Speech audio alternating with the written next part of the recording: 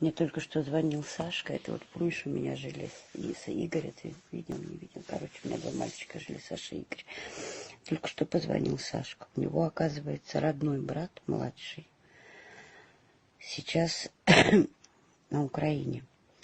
Я говорю, пускай сдается. Говорю, Саш, позвони ему, пускай сдается. А он говорит, Наташа, ты не понимаешь.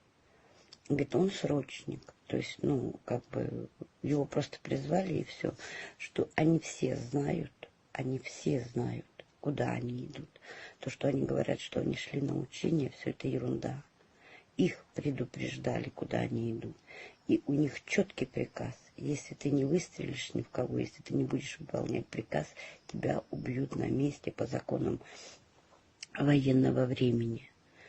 Он говорит, сейчас ихнюю... Я не спросила. Меня так затрясло, что я даже не смогла спросить, где он, чего он, как он. Короче, сейчас ихнюю дивизию, полк, я не знаю, как это правильно сказать, отправили в Курск, потому что там ребята начали, ну,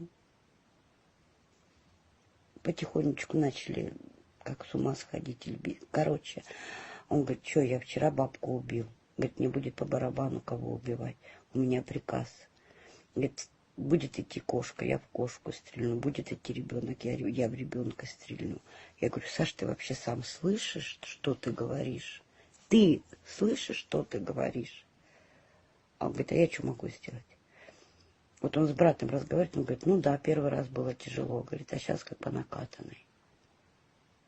Вань, если у тебя есть возможность, я не знаю, вас распространить мое голосовое, но это невозможно. Ребят, их не надо в плен брать.